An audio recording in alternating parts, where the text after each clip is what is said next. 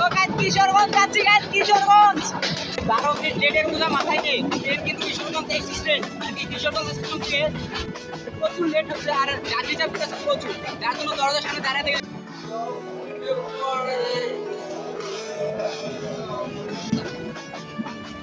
সেই বিল আছে তার মাঝখান দিয়ে আর কি ট্রেনের লাইন চলে গেছে এই জিনিসগুলো খুব ভালো লাগে এই জিনিসগুলো দেখতে চাইলে অবশ্যই একদিনের জন্য হলেও ডে ট্যুরে আসবেন কিশোরগঞ্জ এক্সপ্রেসে। ভাই রে ভাই, আমাদের দেশের 6টি ঋতুতে 6 রকমের আলাদা আলাদা ভ্রমণ করতে চাইলে অবশ্যই আপনাকে হতে হবে ভ্রমণ পিপাসী। কারণ এই 6টি ঋতুতে 6 রকম অনুভূতি প্রকাশ করতে পারবেন ট্রেন ভ্রমণে, তাও আবার যদি সেটা হয় কিশোরগঞ্জের কিশোরগঞ্জ এক্সপ্রেস। মাঠ ঘাট থই থই করে বর্ষা মৌসুমের পানিতে, যেটা কিনা একমাত্র আপনি ট্রেন ভ্রমণে কিশোরগঞ্জ এক্সপ্রেস ভ্রমণ করলে বুঝতে পারবেন। তবে হ্যাঁ, সেটা অবশ্যই হতে হবে বর্ষা মৌসুম, কারণ বর্ষা মৌসুমের রেল লাইনের দুই প্রান্তে থাকবে মাঠ ভর্তি হাওর বিলের অসংখ্য থই থই পানি, যা কিনা আপনার মন জয় করে নিবে। ঢাকা থেকে ছেড়ে আসা 11 সুন্দর এক্সপ্রেস কিংবা কিশোরগঞ্জ এক্সপ্রেসেও ভ্রমণ করতে পারেন। ভাড়া তেমন বেশি একটা পড়বে না, জনপ্রতি 160 টাকা করে হলেই ঘুরে আসতে পারবেন কিশোরগঞ্জ।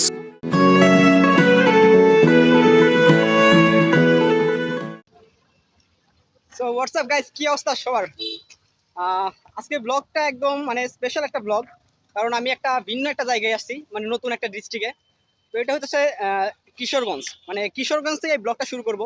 বাট আমি কিন্তু গাজীপুর থেকে আসছি, ওইখানে আসার পথে কোনো ভিডিও বানাই নাই, কারণ আসার সময় প্রচণ্ড ভিড় ছিল। তারপরে দেখা গেছে আবহাওয়াটা বেশি একটা ভালো ছিল না, যার জন্য কিশোরগঞ্জ থেকেই স্টার্ট করলাম।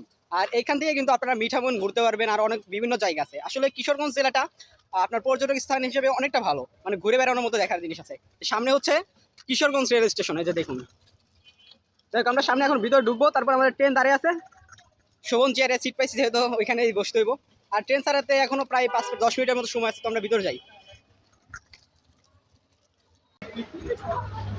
আমাদের স্টেশনে ঢুকা বললাম অলরেডি। আর এখান থেকে আমাদের ট্রেন যাইবো কিশোরগঞ্জ এক্সপ্রেস।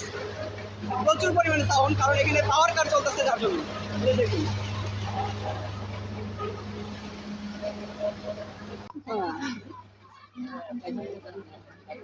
যাই হোক, আমাদের ট্রেনটা কিন্তু আর 1 মিনিট পরে এখান থেকে ছেড়ে যাবে। আর এই স্টেশনের পাশে একটা লেক আছে, দেখুন লেকটা।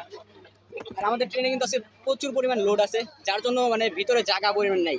আর এই যে এখানে শিমুল দাঁড়িয়ে আছে, আমি সিট পাইছেও পাই নাই, কারণ অনলাইন থেকে কাটে নাই, যার জন্য। আর আমাদের ট্রেনটা আর 1 মিনিট পরে এখান থেকে ছেড়ে যাবে। এই যে দেখুন লেকটা, দেখুন অসাধারণ। মানে স্টেশনের পাশে আসলে এরকম লেক দেখতে পারবেন।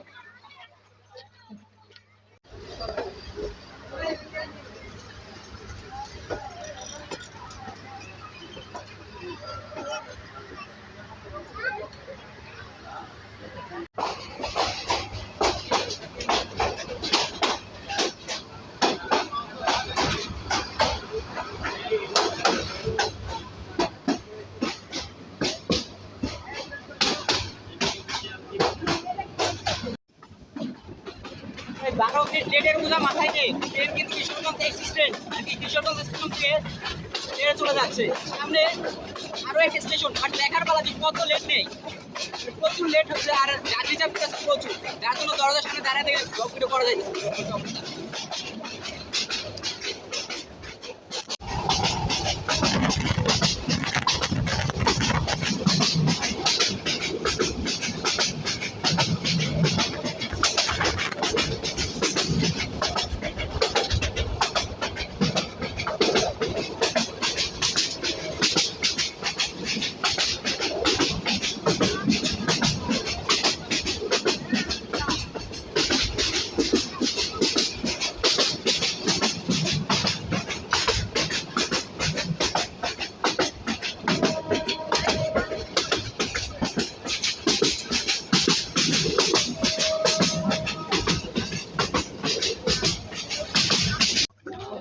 গ্যাস আমরা কিন্তু অলরেডি সরারচর স্টেশনে নেমে পড়লাম। আর এখানে কিছু ছবি তুলমু, যার জন্য এখানে নামা। আর এতক্ষণ মানে ভিতরে অনেক ভিড় ছিল, যার জন্য কোনো ভিডিও করতে পারি নাই। প্রচুর ভিড় আজকে, মানে আমি আগে জানলে এসি স্লিপার করতে যাইতাম, ওগুলো ভাড়া বেশি না, তারপর মোটামুটি আছে। আর যার জন্য এখানে ভাড়া অনেকটা কম, যার জন্য প্রচুর পরিমাণে যাত্রী চাপ।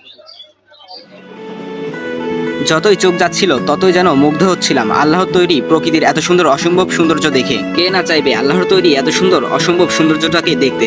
দুপাশে ঘন জঙ্গল, মাঝখান দিয়ে চলে যাচ্ছিল আমাদের ট্রেন কিশোরগঞ্জ এক্সপ্রেস। তবে হ্যাঁ, যাত্রীচাপ থাকার কারণে ঢাকা থেকে কিশোরগঞ্জ অব্দি ব্লগ ভিডিও বানাতে পারিনি, কিন্তু কিশোরগঞ্জ থেকে ছেড়ে আসা কিশোরগঞ্জ এক্সপ্রেস ঢাকামুখী ভিডিওর মাধ্যমে আপনাদের মাঝে তুলে ধরতেছি ট্রেনের ঐশ্বরিক সৌন্দর্যের বাঘ, যা আমাদের মনোমুগ্ধকর করে তুলছিল। এবং যখনই ট্রেন ছুটে যাচ্ছিল তখনই চারপাশ থেকে মানুষ আমাদের ট্রেনে ভিডিও করতেছিল, যা কিনা ছিল দেখার মতো। তবে এরকম একটা সৌন্দর্য ট্রেনের ভিউ নিতে চাইলে অবশ্যই আপনাকে যেতে হবে কিশোরগঞ্জ। আমার হিসেবে আপনি যদি এসি স্লিপার কোচে যান তাহলে আপনার জনপ্রতি ভাড়া পড়বে ভ্যাট সহ 388 টাকা, এবং বেশ আরামদায়ক ও সুবিধা মতো যেতে পারবেন, কারণ শোভন চেয়ারের ভাড়া খুবই কম থাকাতে বেশ যাত্রীচাপ হয়ে থাকে।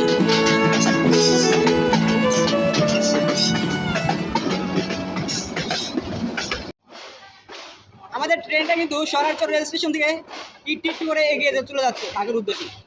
ঢাকা থেকে আসার সময় ভিডিও করতে পারি নাই, কারণ আবহাওয়া তেমন একটা ভালো ছিল না, আর যাত্রীচাপ আসার সময় বেশি ছিল, এখন যাওয়ার সময় মোটামুটি আছে। কারণ ঢাকা থেকে কিশোরগঞ্জ পর্যন্ত শোভন চেয়ারে মাত্র 160 টাকা ভাড়া, আবার যাওয়ার পথে সেই সেম একই ভাড়া, যার জন্য মানুষ বাসে যাওয়ার দিয়ে ট্রেনে চলাচল একটু বেশি করে থাকে। আর বাসে করে গেলে একটু বেশি সময় লাগে, যার জন্য মানুষ ট্রেনকে বেছে নিচ্ছে কিশোরগঞ্জ যাত্রী হিসেবে। যখন আমরা সামনে তাই দেখি আর কি আছে সামনে আপনাদের দেখানো কিছু। আর এতক্ষণে আমি সিটে মাঝখানে বসেছিলাম, যার জন্য ভালো মতো ভিউগুলো দেখাইতেও পারি নাই। আর এদিকে ট্রেন কিন্তু প্রচুর পরিমাণে লড়ে আর কি আঁকে দিতেছে।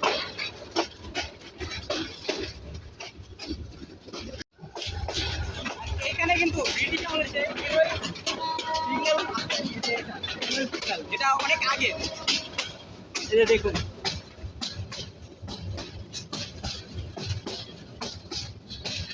এটা দুইটা জেলার মধ্যে এখন বর্তমানে পাওয়া যায়। একটা হলো আহসানগঞ্জ জেলার মধ্যে গেলে পাবে, মানে ওটা বগুড়ার মধ্যে পড়ছে, আর একটা এটা হলো কিশোরগঞ্জ। মানে এই দুইটা জেলার মধ্যে গেলে বেশি পাবে। আর এদিকের যে ভিউ মানে মারাত্মক একটা ভিউ, বেশিরভাগ হাওড় অঞ্চলে এই জায়গাটা, কারণ কিশোরগঞ্জের মধ্যে এটা হাওড়ই বেশি পাবে। আমাদের ট্রেনের লাইনে হয়তো বা কোনো একটা প্রবলেম হয়েছে, যার জন্য ট্রেন স্টেশনের আগে আউটারে দাঁড় করা হয়েছে। মানে বুঝতেছে না কিসের জন্য দাঁড় করেছে, কিন্তু দাঁড় করেছে কোনো একটা কারণে। আর এইখানে মানে স্টেশনের পাশেই অনেকগুলো বসত বাড়ি থাকে, মানে এরকম দেখতেছেন, বাট আরো সামনে গেলে আরো অনেক আছে, বাট এইখানে অনেক জঙ্গল। আমাদের ট্রেনটা কিন্তু একটু করে কুলিরচর স্টেশনে প্রবেশ করতে হবে, আর সামনে হচ্ছে কুলিরচর স্টেশন।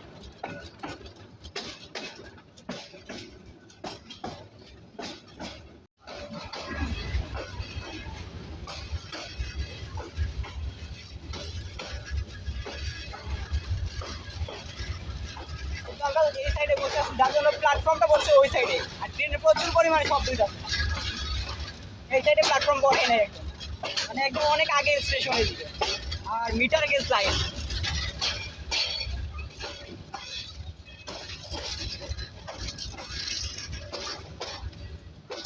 যাই হোক, আমরা কিন্তু কুলিরচর রেল স্টেশনে আইসা পড়ছি, আর এরপর স্টেশন হচ্ছে ভৈরব বাজার জংশন, যেখানে গিয়ে আমাদের ট্রেনের ইঞ্জিনটা এই সাইড থেকে ওই সাইডে নেওয়া হবে।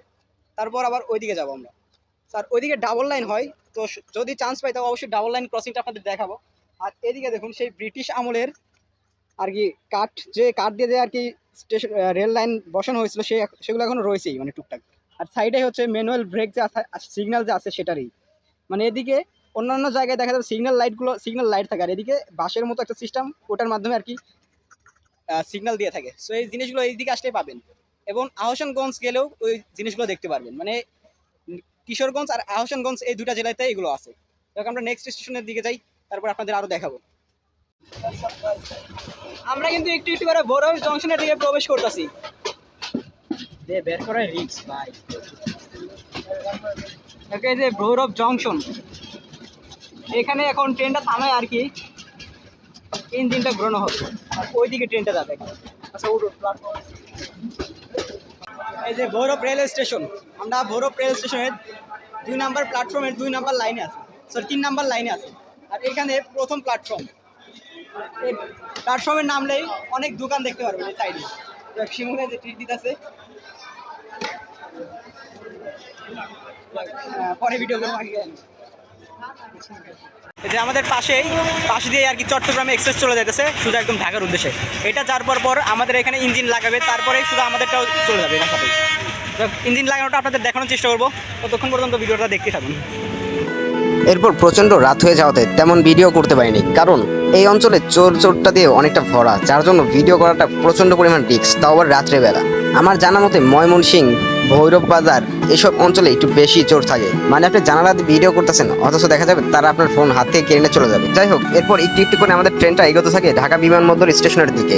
তারপর ওইখানে গিয়ে আমার শেষ গন্তব্য, যার জন্য আর কি রাত্রের ক্লিপগুলো ছোট ছোট করে রাখছিলাম। কিন্তু যখন ভাগ্যটা খারাপ থাকে তখন আর কি করার, একটুর জন্যই চিত্রা এক্সপ্রেসটা ধরতে পারলাম না। মানে স্টেশনে এসেই রানিং অবস্থায় দেখি ট্রেন চলে যাচ্ছে, আর তারপর একের পর এক ট্রেন আসে। তারপরেও আমাদের দ্রুতযান এক্সপ্রেস ট্রেনটা এখন এসে পৌঁছায় না।